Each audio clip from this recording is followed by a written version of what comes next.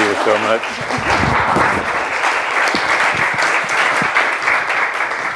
Howdy. Howdy. Wow, I hadn't said that in a long time. Hey, how's it going? Oh, I am glad to be back. The only bad thing about all those titles, I don't get a chance to play golf as often as I would like, so there are some drawbacks.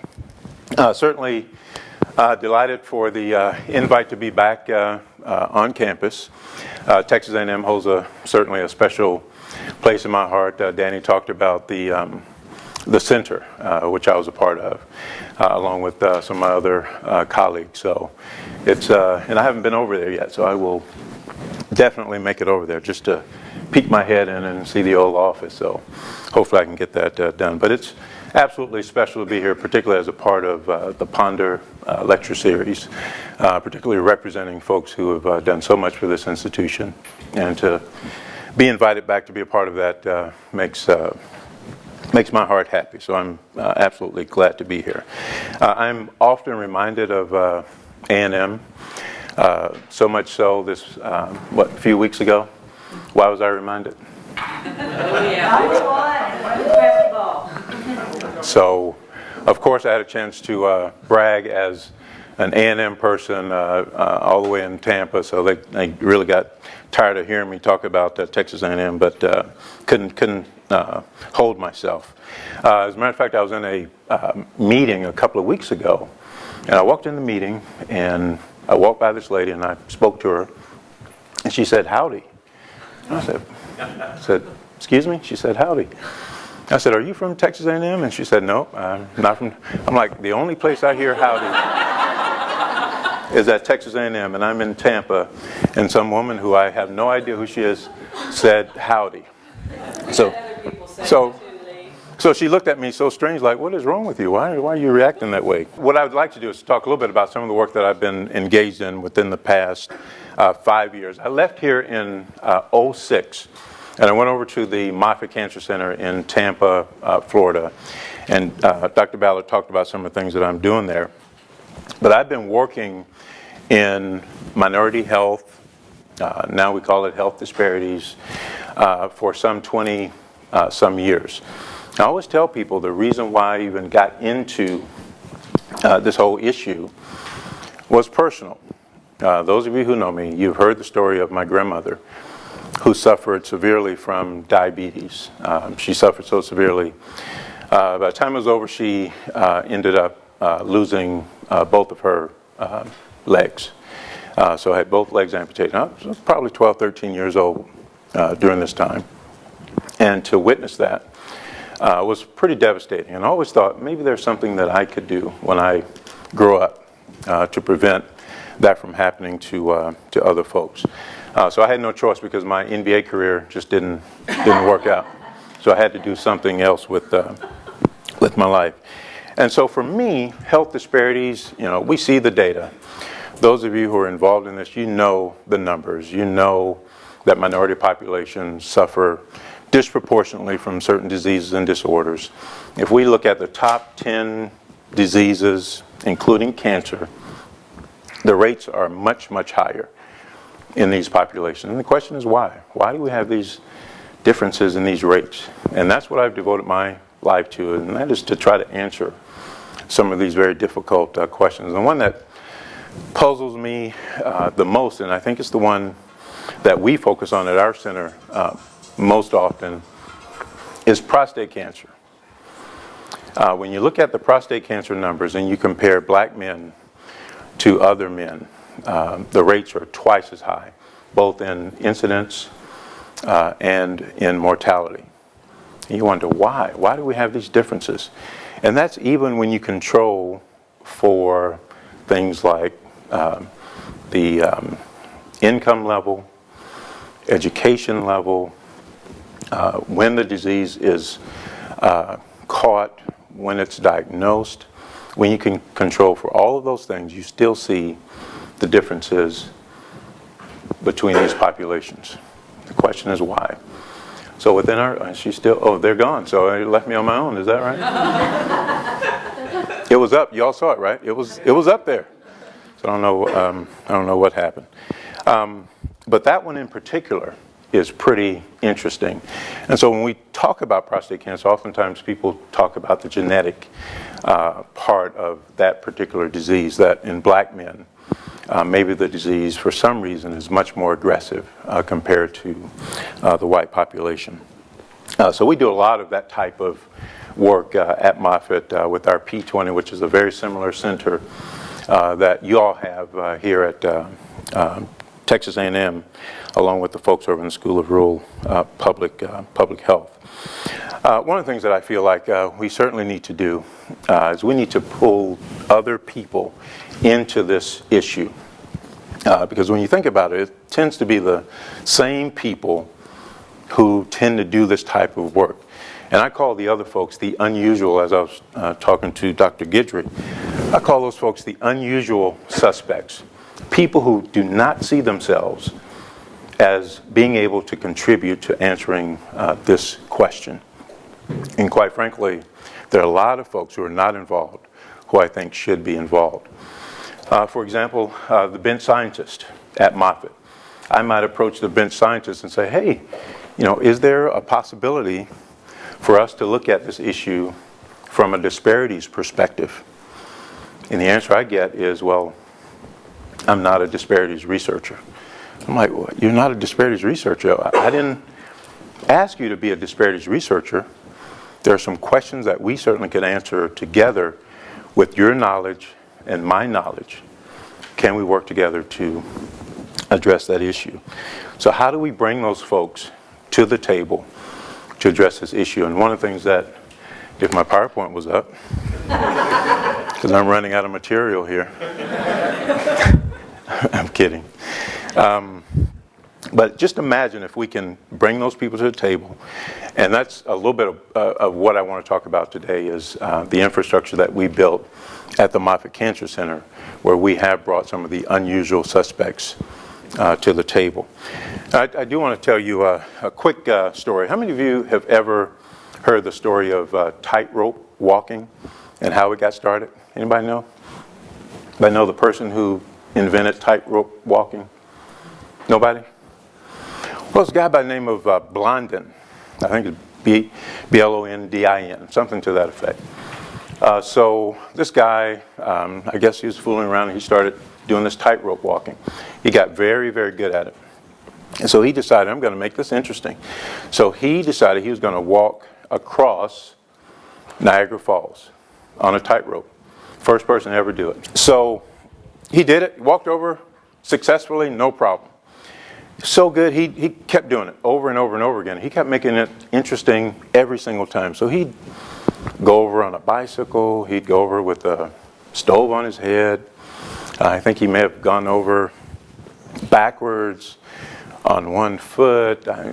He tried to think of all different ways of doing it. Every time he did it, he was successful, not an incident. He decided, I'll do something a little bit different. So he got a wheelbarrow. He said, I'll walk over with pushing a wheelbarrow over. So before he started going, he looked at the crowd and said, are there any individuals in this crowd who don't believe I can do this?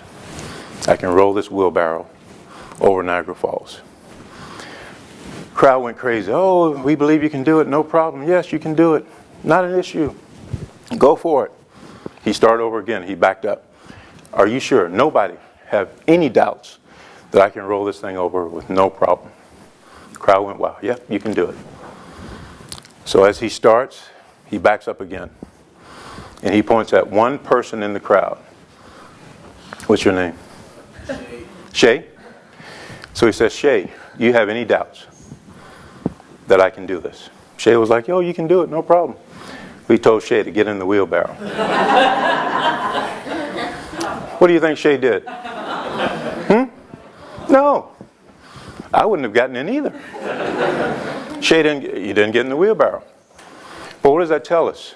That as long as it was Blondin and somebody else doing it, it's fine. No issue, no problem. We have this belief that this person is capable, they can do it, but when they're calling on us to do it, it becomes a whole different story. I tell that story as it relates to the work that I do in health disparities at the Moffitt Cancer Center. We have a lot of people who are on the sidelines who believe in me and believe in my team, but oftentimes when I ask them, we need you to join us in this fight, they look at me like, I don't do that kind of work. That's your business.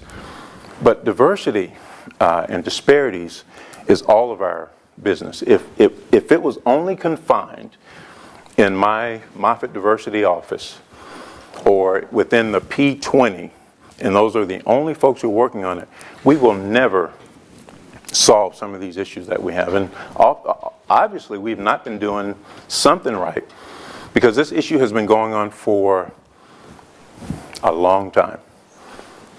Hundreds of years we've had these differences in health outcomes. And so I think it's time for us to pull some folks to the table who may not see themselves as disparities researchers or having anything to do with diversity at whatever institution you might be at. It's back. Okay. Yes, that would be good. Thank you very much. So I'm just going to talk briefly about building a sustainable infrastructure / network for a comprehensive diversity and disparities research and practice program. So the things I want to talk about today, will tell you a little bit about the Moffitt Cancer Center. I think I would like to give you a little bit of a perspective of the institution that I'm at. I think it will tell you a lot about what we're trying to do just based on the type of institution it is. Talk just briefly about my office, and then what we consider the key tenets in terms of being able to reach our diversity and disparities goals. And you'll see some of the components that we believe are absolutely critical in order to reach those goals. Engaged leadership. You have to have an engaged staff, an engaged community. Obviously, you have to have the institutional infrastructure in place to do it, and we work a whole lot on that. You have to have money. You have to have the grants. You have to work through the foundations to increase the funding to get this work done. We believe very heavily in education and training at all levels, so we do a lot of that. So I'll take you through those aspects, those tenets. The challenge with building this infrastructure, building this network, is that Moffitt is a very large and complex organization. We have about 4,000 employees. We have a yearly budget of about $850 million. We're probably 23rd in the country in terms of research funding from NCI. We have the hospital entity. So we have a separate hospital. We have a separate research enterprise. We have a for-profit organization called M2Gen. We have the foundation, which you all are familiar with, that works with us to raise money. We have major boards that oversee each of these entities, which each board probably has 15, 20 people, and these are folks from the community who we work with. We have been tagged as the fastest growing cancer center in the country. We also have an image issue. And what I mean by that is people in the community, particularly minority members of the community, do not feel like Moffitt is a place where I can go and get my cancer care. And so we struggle with that often. As a matter of fact, when I first moved to Tampa, I was in Tampa probably 3 months, and was out in the community doing a presentation to a group of prostate cancer survivors, black men. I was at a library. Did my little spiel, did the, I'm from Moffitt, working in the community, want the partnerships, etc. After my talk was over, I was cornered by 3 gentlemen, and said, yeah, we appreciate you being here. We hope that you are successful at Moffitt, but I can tell you, Moffitt is not a place where we would go to get our cancer care. It's not a place I would go, or we would go to get our cancer care. I was floored, was stunned. Like, wow, these are folks who are telling me to my face, the place that I work, they don't want to go there. And you know what they told me? They said, well, we perceive Moffitt as a place where rich white people go to get their cancer care. So we don't feel like that's a place for us. And you know, one of the things that they pointed out was the valet parking. That we have valet parking at Moffitt. So you drive up, you have free valet parking. You don't even have to tip the guys if you don't want to.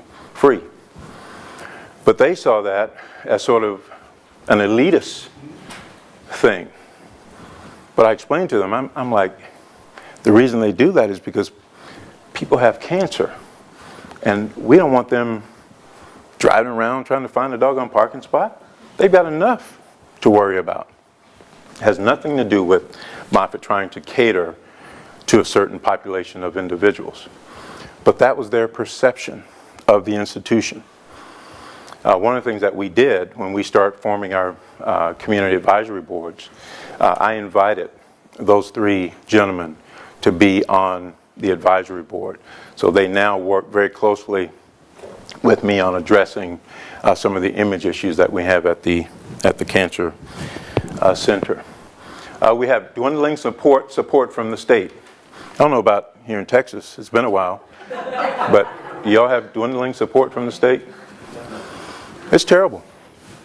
You know, I mentioned $850 million budget, but our legislators are basically telling us we do not want to support the only comprehensive cancer center in the state of Florida. We want to give you $0. Prior to this, we were getting cigarette tax dollars, 40, 50 million a year. And that's the money that we were using to build our infrastructure.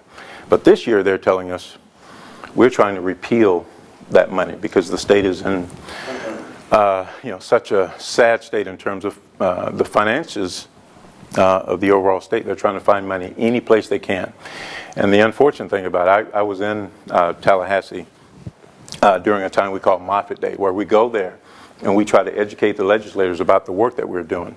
So that, when it's time for that funding question to come up, they say, oh, we got this great jewel of an institution and we need to fund them. Well, it was like a bloodbath. I was there. Our CEO stood up in front of this group, the Appropriations Committee, and I just wanted to sink down in my seat. It was so bad.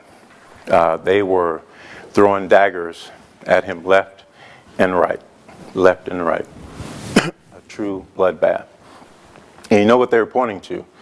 And they actually said this. They said, you have an $850 million budget. Why do you need support from us? Why do you need support from us? Well, duh. We're part of the state. We bring in jobs. We are a research engine, and we need support from the state. But they weren't buying it. It has already gone through one vote, and the vote passed to repeal the funding for the Moffitt Cancer Center. So again, you're talking about a challenge. Many competing agendas at the institution. And then the big one are the questions about who owns the diversity effort. So I'll go through those. A little bit about Moffitt. This is H. Lee Moffitt. He is the founder. He was a former Florida House of Representatives member. He was the Speaker of the House from 82 to 84. And he was the one that decided we need a cancer center in the state of Florida. He had friends, family members who suffered from cancer, and when they needed specialized care, where would they go? Where do you think they went? Yeah, they went to MD Anderson, went to Houston. And he said, we could build something similar here in the state of Florida. I love this story because it took him 10 years to get them to agree to give him the funding to make this cancer center happen. And now it is, as I said, a jewel of the state of Florida. It started back in 1981. We opened a 162-bed hospital in 86. Started our research endeavors in 1994. Got NCI designation in 97. The Comprehensive Cancer Center designation in 2000. Went up for the first renewal in 2006. And interestingly enough, we're going up for our renewal right now. We just submitted our application in January, and the visit will be this summer.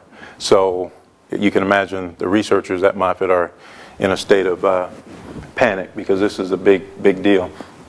As I mentioned, about 4,000 staff members, 300 faculty members. We see about 17,000 new patients every year. Huge patient volumes. We expanded from 162 to 206 beds and about $80 million a year in grant funding. It's a multidisciplinary institution. These are all the clinical departments. These are the scientific programs, and this is the one that I work in, the health outcomes and behavior program. This is main campus. We are landlocked. I'm not sure if I mentioned this, but we are smack dab in the middle of the University of South Florida. That's where the Moffitt Cancer Center sits, in the center of USF. And USF is not giving up any more land, space, buildings. So we're landlocked. So we have been forced to move operations away from main campus. So here is a new facility called Moffitt International, which is out near the airport in Tampa. We'll be moving into this summer. And then we have this other campus that's about a mile from the Moffitt Cancer Center currently. And right now we have this one building that is up, and we're hoping to develop these other pieces here. But guess what? You know how we were going to develop these pieces? The state money. So they're pulling our $50 million a year. So these buildings are in absolute jeopardy. I mentioned a little bit about our patient volume, huge. We see about almost 9,000 inpatient admissions a year and 320,000 outpatient visits. So the patient visits are the ones that drive the volume that I talked about, drive the $850 million budget that we have. I don't know if I mentioned this, we're a not-for-profit hospital. So our goal every year is to break even. I don't think the legislators understood that at all. They probably thought we had $850 million to just play around with and do whatever we need to do with. But we break even every single year with that money. So we start over each year with a new budget. And particularly in times like now, when patient volumes are going down, we're seeing a reduction in the number of people who are coming in, who used to come in for routine cancer care. Because of the economy, folks are putting off some of those items that they need taken care of. This is probably my favorite slide, and it's my favorite slide because this is the growth since 2006. I joined Moffitt in 2006. So all of this is a result of me being at the Cancer Center. So an increase in extramural funding, peer-reviewed grants. You can see the numbers. It's a thriving, growing institution, which again makes my work even more difficult because there's so many competing interests. Total employees, 91% increase. Campus acreage, 176. So it's moving. So some of the issues that I talk with our leadership about all the time, and that is, do we represent the community in all aspects of what we do? We have a new initiative called Total Cancer Care, where we are collecting the tumor samples of every single person who comes through the door. So if you go in there with a cancer diagnosis, if it's a hard tumor, a blood tumor, we get a sample of it. We get your permission, we get a sample, and then we study that tumor to see if we can come up with the best therapy for that particular tumor itself, because every tumor has its own genetic makeup. And can we develop those therapies that are targeted specifically for that tumor? We have the largest tumor bank in the country, and that's what our CEO says. And we question him all the time, are you sure? And he'll say, we have the largest one in the world. And we say, are you absolutely sure? And we're not absolutely sure that's the case, but we think we have one of the largest. As it relates to faculty, staff, leadership, patients, clinical trials participation, board members, do these folks represent the community in which we serve? Another big issue we have, language issues. We have a significant number. By the way, do y'all like my shades? I like to be cool when I do my presentations. Y'all like my shades? Anybody not like my shades? I don't like to be cool while I'm doing my presentation. I would much prefer to have on my glasses, but I left my glasses in the airport in Tampa. I switched over from my glasses to my shades and set my container down, got on the plane, and my glasses are somewhere in Tampa. So I'm hoping when I get back to Tampa, somebody would have turned them in and I can get my favorite pair of glasses back. So I forgot to mention that. I'm just not trying to be cool up here with these shades on. We have a huge population of Hispanic individuals in Tampa and our surrounding catchment area. And one of the things that we've talked about quite often is, as an institution, do we have the infrastructure in place to address the needs of the Spanish-speaking population? Because if we're trying to increase diversity of our patients, not only African Americans, Hispanics, etc., we're asking them to come there, but we don't provide any services in Spanish. We can't have that. It's just not going to work. So we need to put resources into addressing the language needs as well.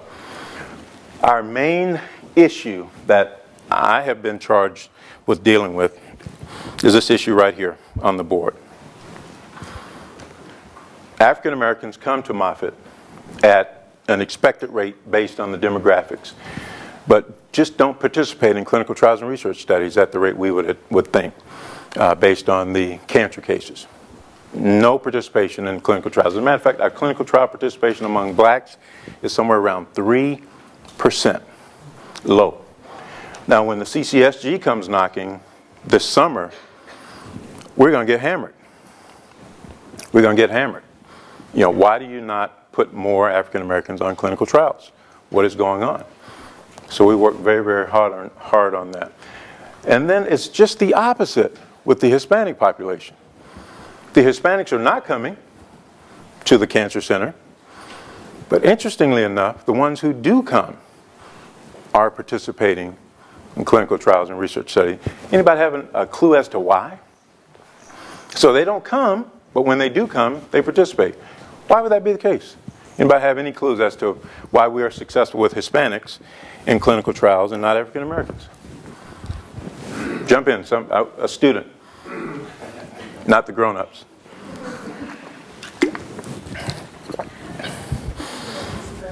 I just want you to take a guess. I'm sorry? Trust? That's a good point. Not necessarily. Only, you get a better, different quality of care. In terms of why they participate. I have a hand right here. Go ahead. No? Oh, he said what you were going to say. Somebody over here? He said what you were going to say. Well, we think it is because we have a significant number of Hispanic physicians who do clinical trials. So the trust, who said the trust thing? Who's that? Oh, okay, yeah. So it has a lot to do with that. And so I said, well, to deal with the other one, we need to hire more black researchers, right? They wouldn't buy that. But that was the issue, was that we have more Hispanic researchers at Moffitt. We have about 7-8%, whereas with the African American physicians, faculty members, about 3%. So it sort of matches.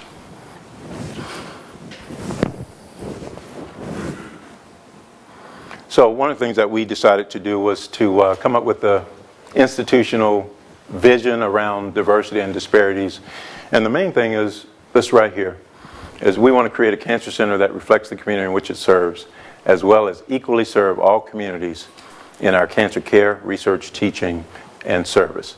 So a cancer center that reflects the community. And at 3%, that's not reflective. Within our catchment area, we have about 9% African Americans, about 12% Hispanics, and when we look at our patient base, it drops down significantly. So we've got a lot of work to do to address that issue. This is just my office, Equity and Inclusion. This is where I sit. And then these are the three major areas that I oversee. This is the overall diversity efforts at the institution. Here's all of the community engagement efforts here. And then I oversee the language services program as well.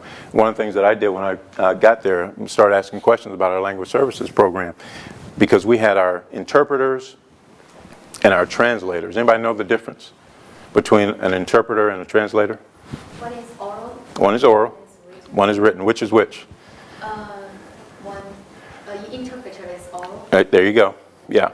And so our language services people make sure they ask that question of folks who work with them, because they don't want to get it confused, because oftentimes people get the two very much confused. But when I first got there, the translation services was in a different department, and the interpreter services was in a totally different department. I said, that just doesn't make a whole lot of sense to me. Why are they in separate?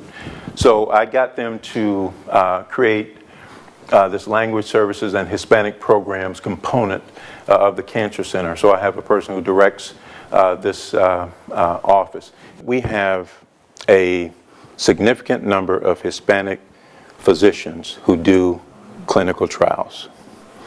So the trust, who said the trust thing? Who's that? Oh, okay, yeah. So it has a lot to do with that. And so I said, well, to deal with the other one, we need to hire more black researchers, right? They wouldn't buy that. But that was the issue, was that we have more Hispanic researchers at Moffitt. We have about 7-8%, whereas with the African American physicians, faculty members, about 3%.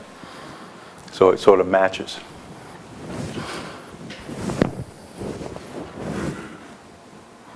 So one of the things that we decided to do was to come up with the institutional vision around diversity and disparities. And the main thing is this right here, is we want to create a cancer center that reflects the community in which it serves, as well as equally serve all communities in our cancer care, research, teaching, and service. So a cancer center that reflects the community. And at 3%, that's not reflective. Within our catchment area, we have about 9% African Americans, about 12% Hispanics, and when we look at our patient base, it drops down significantly. So we've got a lot of work to do to address that issue. This is just my office, Equity and Inclusion. This is where I sit. And then these are the three major areas that I oversee. This is the overall diversity efforts at the institution.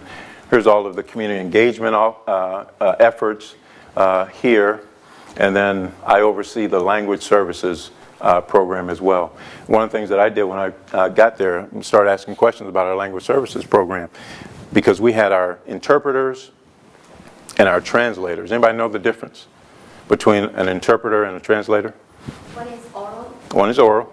One is written. Which is which? Interpreter is oral. Right, there you go. Yeah. And so our language services people make sure they ask that question of folks who work with them, because they don't want to get it confused, because oftentimes people get the two very much confused. But when I first got there, the translation services was in a different department, and the interpreter services was in a totally different department. I said, that just doesn't make a whole lot of sense to me. Why are they in separate?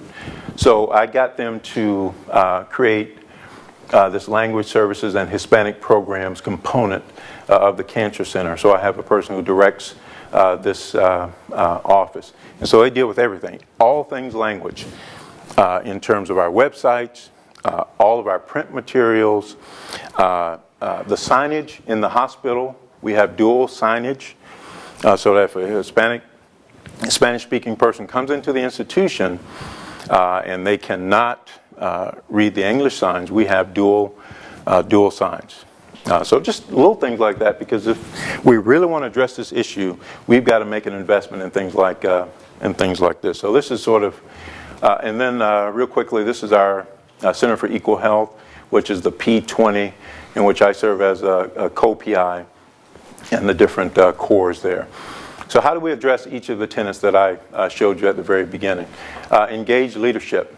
Every couple of years we have a leadership retreat where this is our CEO, Bill Dalton, where he will be there and will co-lead this retreat with myself. And we go through all of the areas of diversity and disparities that we feel like we need to address at the institution. So he has come on as a very strong partner of mine, and I think we cannot get this work done without the support from the very top. I have regular meetings with him once every other month where I sit down and go through my goals and objectives and make sure that he understands. And the main reason for that is so that when he is standing up in front of the institution, he knows what to say about our diversity programs. He knows. I'm not feeding him any information as my staff does me when they're trying to get me to say something. I'm not feeding him information. He knows exactly what's going on in the diversity world. We have a Diversity Leadership Council, which is made up of all of our executive vice presidents and vice presidents who meet on a regular basis. We have an administrative council weekly meeting, and again, these are all the top leaders in the institution, and I sit as a part of this council so I can engage them every single week about the work that we are doing. Our boards, I mentioned we have about 5 or 6 boards that are representative of the community that takes over or oversees our major entities. I attend all of the board meetings, and typically we'll have a presentation about our diversity and disparities issues during those meetings, so they know what's going on. And then we have, which I think are the most fun, our leadership meets quarterly with our community advisory board. Remember the guy I told you who said, I don't want to go to Moffitt to get my cancer care? Now he has an opportunity to sit at the same table with our CEO to tell him, and it's not coming from me, it comes straight from the community, the issues that they see that we as an institution need to address. Coming from them makes it a whole lot different than coming from me. So that's key. So you have to have an engaged leadership. I talked about institutional assessment and readiness. One of the major things, and I'll only hit on a couple of these, that we had to deal with at the Cancer Center was this issue right here. When I got there and I looked at the data, we had about 20% of our race and ethnicity data was missing. 20% was missing. So we had no idea who these people were. And if you're going to do health disparities work, you have to have quality data. 20% missing. So we're like, what in the heck is going on? Any clues? Why would we have such a high rate of missing data? Anybody? They didn't give it. Who didn't give it? The patient? Okay, why would the patient not give it? Why would they not give it? You're right, in some cases they weren't giving it.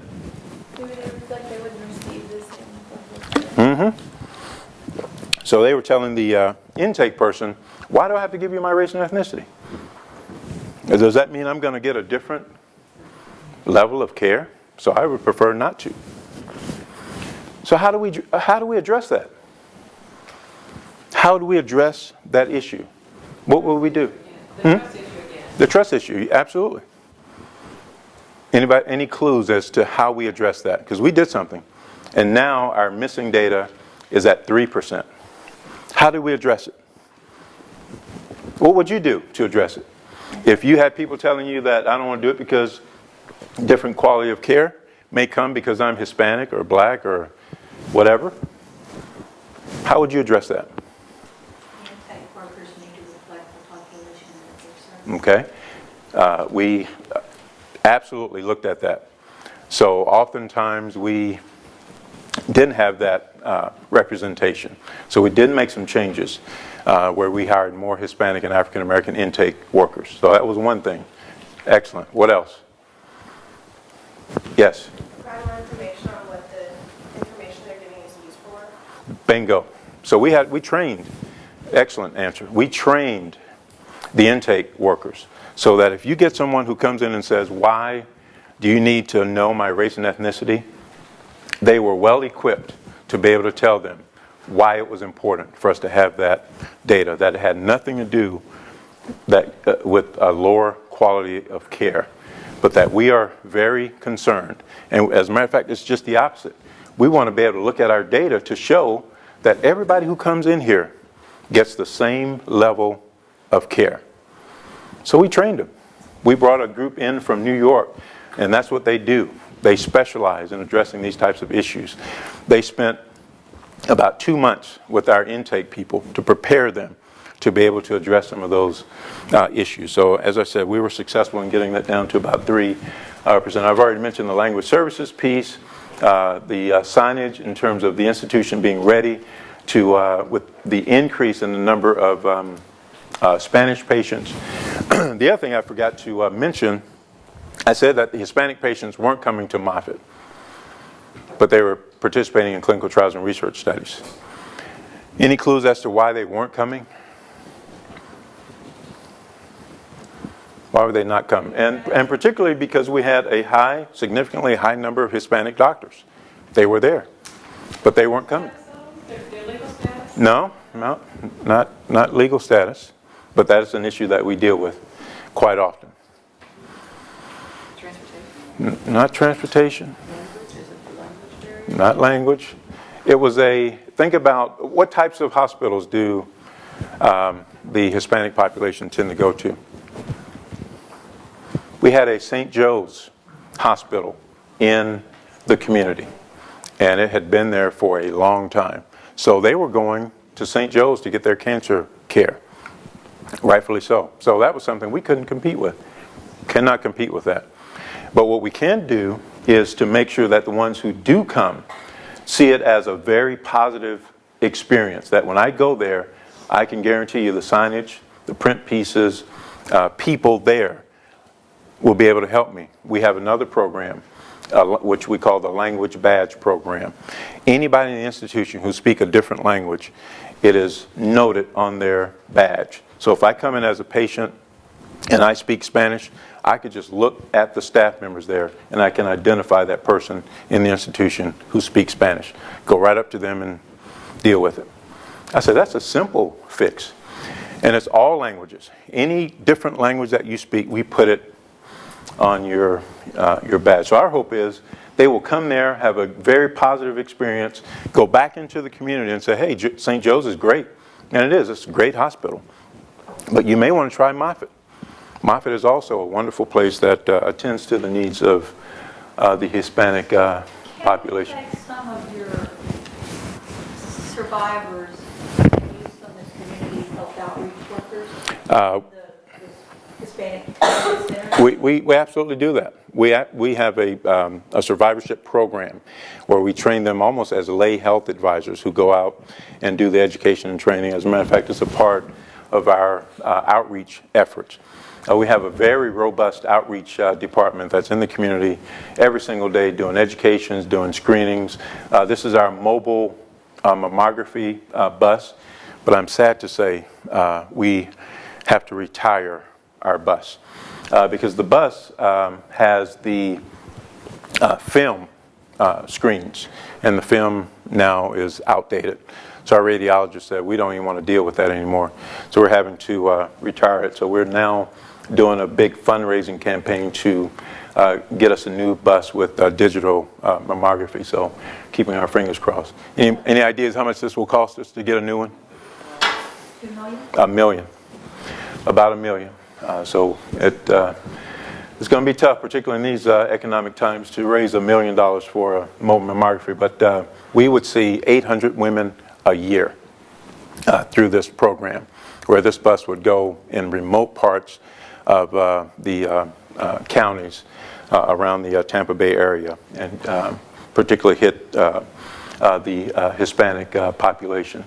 Dr. Readiness, I'm curious to know, and you may not know this, but you were talking about the difficulty you had, with your patients as well as clinical trials, and part of this because of college in the language. And does MD Anderson have the same type of issues? Are you aware if they do or not? Have you communicated? I think all of the cancer centers, and one of the things that I will mention later in my program is we have a what we call the Alliance of Dedicated Cancer Centers, and we created a a Diversity, Disparities, Leadership Roundtable. And those are all of the individuals from those cancer centers who do the same type of work in diversity and disparities. And they talk about the same types of issues, and it just depends on where you are in terms of the numbers, but every single one of them always talk about the low numbers of folks who are participating in their clinical trials and research studies. It's not the same issues that we have, but I think overall throughout the country it's an issue. It's an issue that we continue to have to deal with. So I don't think it's just Moffitt. I think it's across the board in terms of an issue we're trying to address. Lee? Yes. Are the patients there primarily from the Tampa area? Are they from the state of Florida? Do you get international or Yeah. country? We get about 70% of our patients are from a 7-county catchment area. And then the others are spread out from the rest of the state. We do have a huge, I say huge, we have a significant number of patients who come from other parts of the world. We actually have a program that's specifically designed for our international patients. It's a whole office. Obviously doesn't have a big budget, but it's a group of people, and that's all they deal with are the international patients. So we do see a significant number, a big enough number where we felt like we needed some folks to focus on that particular population. But the large majority come from right there in the Tampa Bay area. Dr. Ballard mentioned the Men's Health Forum, and this is probably one of the, how should I say it, the proudest, one of the proudest things that I do as a part of my office, and this is to provide those services for men in the community, because we all know that men are they're the hard heads. They're the ones that it takes a whole lot more effort to get them care. But we see about 1,000 men every year at this event who come for, and it's not just cancer related. They come for cholesterol, blood pressure, HIV/AIDS, eye exams, you name it, they can come to this place and get it all. The fortunate part about this is that it is designed for underserved men who don't have health insurance. So they can come and basically get a full checkup in one place. Now, we used to do prostate screenings at this event. So we'd bring our medical team to this community event. They'd come, the men would go and get, you all know the prostate exam. So we did that for a number of years. This last year, we decided that we would not do the screenings on site. And there was a particular reason why. Have any of you been keeping up with the controversies around prostate cancer screening? Anybody? You've probably heard that they're not recommending mass screenings of men anymore. They feel like we're screening men unnecessarily for prostate cancer. And so we made a decision as an institution that we're going to go with the conventional wisdom. There are some studies that were done to show that it may not be as effective to just screen every man who falls within that age category. So we backed off of that. What we did do was we brought men to this event last year, and we said, we will screen you for prostate cancer if you will go through an informed decision-making process where you sit down and you go through the pros and cons of being screened, and you understand clearly what you're getting into. And if you do that, we will give you a voucher that you can then use within a 6-month period to come, not to a community event, you come to the cancer center, and you could get your screening exam. Everything we do at the Men's Health Forum is absolutely free. So they come, get this full workup, get the screening. When they show up to Moffitt with their voucher, they get a free screening. So the question has always been, we give them a voucher, probably going to take their voucher, go home, and they will never use it. The event was the first Saturday in March. We gave out 320 vouchers. Half of the men have redeemed their vouchers. And that was the goal. I thought if half would show up, I would be satisfied. And they still have a little bit of time to get it done. And then what we're going to do is the men who don't show up, we have all of their information. We're actually going to call them and say, you got a voucher, but you didn't show up. Why didn't you show up? And then we can find out what those barriers were. And then next year we can address it so that we get better participation. So just being innovative, doing some of those things. One of the other community things we do is what we call Kip Kids. So we just don't deal with the adults. It's one of my favorite pictures. We got a group of kids from one of the local schools, and we bring them in probably about once a month. And we provide a tour of the Moffitt Cancer Center. And then we put our researchers and physicians in front of them and talk about careers in cancer research and being physicians and those types of things. And I love this program because you can, hopefully we are providing some hope that some of these kids could be the ones that come up with the cure for cancer. These are just some snapshots from the Men's Health Forum. This is the new Marshall Center, the student center, that's probably a couple of years old. And you can see here, this is the line out the door, and it wraps all the way around here because you can imagine with 1,000 people showing up at an event like this, it gets pretty crazy. We go with the boxing theme. So you might notice the boxing ring here. This is our boxing announcer, and this is sort of our media for the event. This is a panel of physicians who were at the Men's Health Forum doing a presentation and then answering questions. The media was there, and then this is just a shot of the ballroom. Continue with the engaged communities. I mentioned the community advisory groups. We do micro awards. We award $500 grants to community organizations who want to do things around diversity and disparities within the community. We do Moffitt tours. As a matter of fact, we're doing Moffitt tours this week. Anybody know what's special about this week? This week is considered, anybody? National Minority Cancer Awareness Week. Excellent. So during this week in particular, we beef up our tours, but we ask our community members to come in and tour Moffitt. They hear about Moffitt. Oftentimes, a lot of them have never stepped foot into the Moffitt Cancer Center. We have a lot of community partnerships. I just highlighted one, which is 100 Black men who we work closely with, but we have probably 20, 30 other community partnerships that we work with. And then we have a radio show called Community Conversations. And this is, you may recognize this handsome guy here. Not without the shades. Not without the shades. There you go. Yeah, I actually have on my real glasses there. But it is we wrote a grant to the American Cancer Society to come up with an innovative way to continue to get information out to the community. And the grant is designed to give us money to do a year-long live radio show that's every Saturday morning at 10 a.m. Now it's fun. It's a whole lot of fun. I never thought I would enjoy doing it.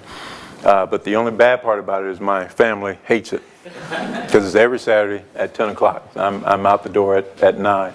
But it also is pretty cool because you could actually go to bayword.com and get a live streaming of this radio show. So, well, it wouldn't be 10 o'clock here, it would be 9 o'clock. So you'd have to get up a little bit earlier. But we have community members calling in, asking questions. Our last show was on colorectal cancer. We had a physician from Moffitt who was on and talking about the work that he's doing in colorectal cancer, and the phones were just blowing up off the hook. So it has become a very popular show, and I'm sure it's popular because I'm one of the hosts. I'm sure that's the main reason. And interestingly enough, these are members of 100 Black Men. We wrote the grant along with 100 Black Men to do this radio show. The other, how am I doing on time, Dr. Ballard? Yeah, a few more minutes. Okay. We recently, about a couple of months ago, the Center for Equal Health sponsored a town hall meeting where we invited the community in to talk about some of the issues around disparities within the Tampa Bay community. Here's a shot of some of the community folks who showed up. And this was a panel of folks who participated as a part of our Center for Equal Health, and this is one of our community partners who run the free clinic in Tampa. We had probably 250 people who showed up at this forum, And it was very well received, and we wrote a paper with regards to the proceedings of that.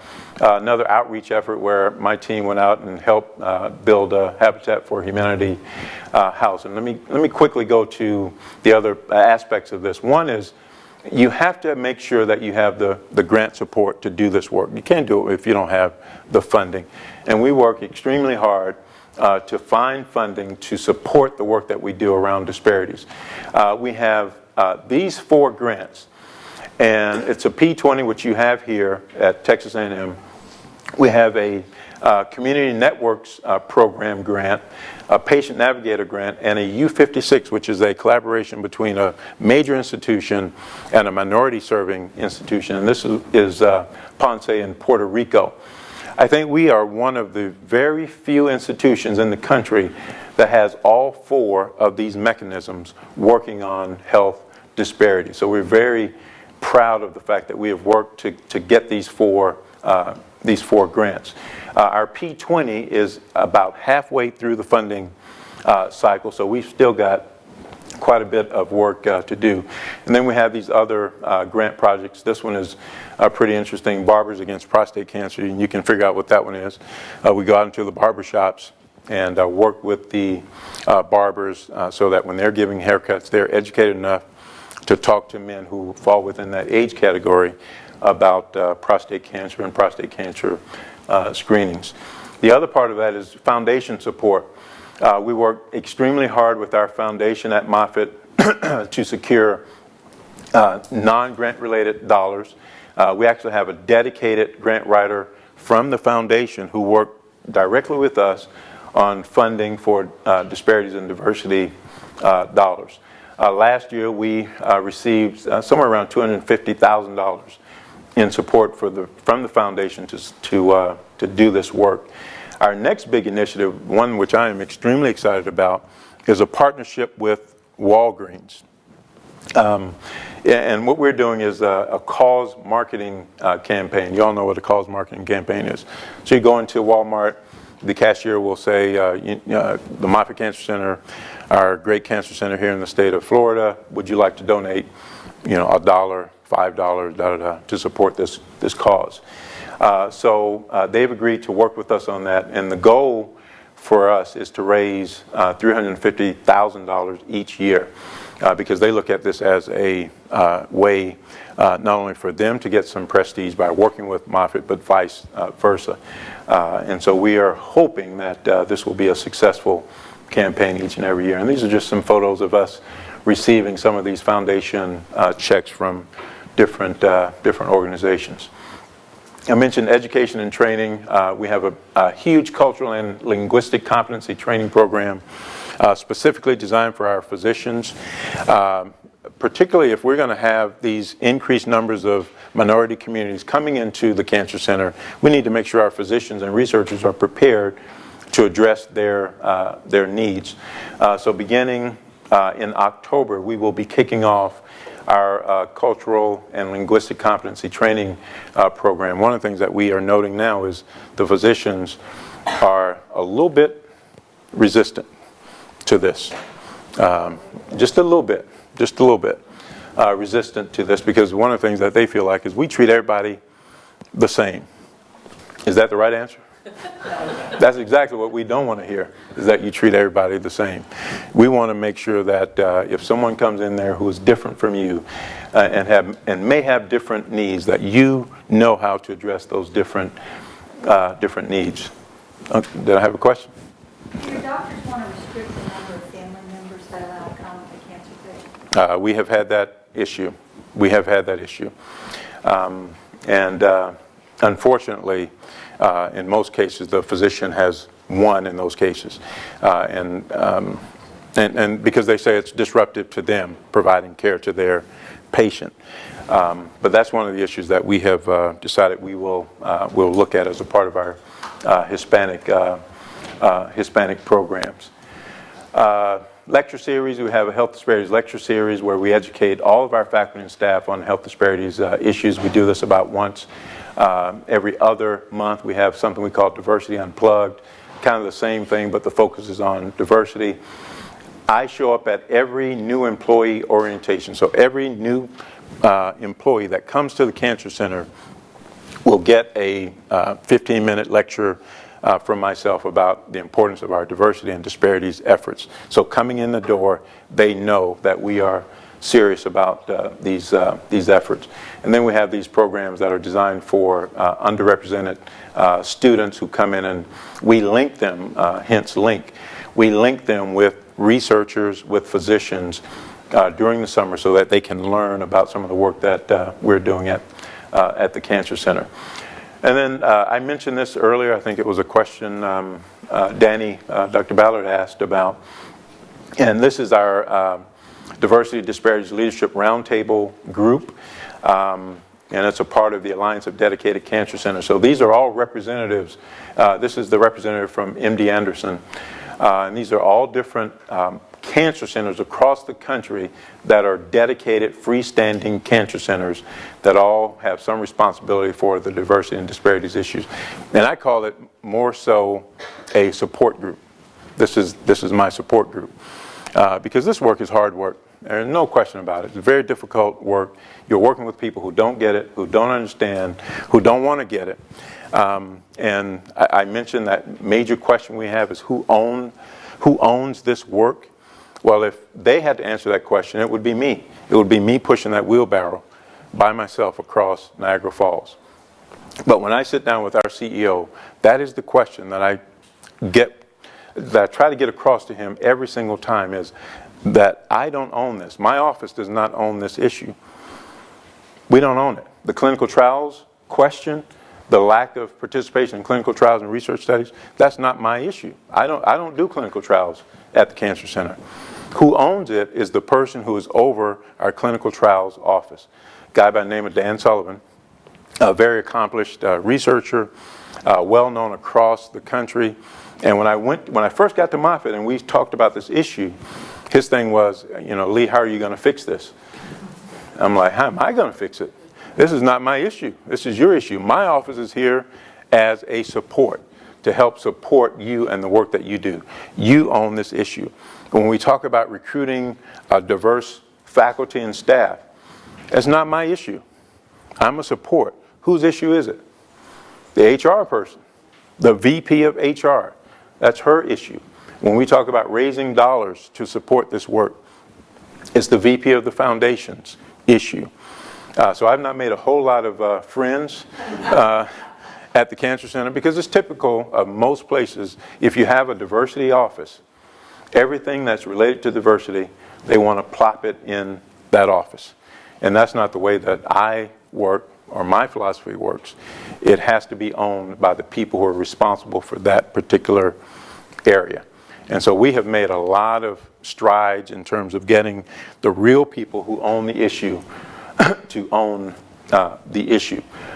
So I'm here to report that we are making significant progress along our diversity and disparities goals.